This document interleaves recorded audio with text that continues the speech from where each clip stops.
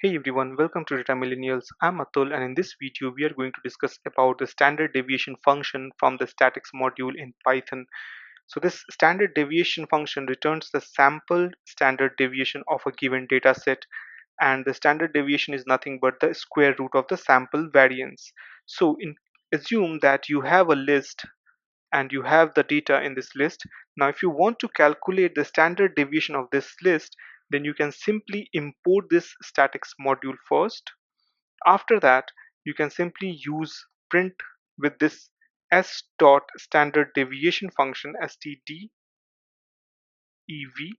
and then you have to give the data, which is your list 1. So if I put list 1 within this bracket and then if I run it, you can see that we are getting 1.1081. So this standard deviation function basically returns the sample standard deviation of the given data set.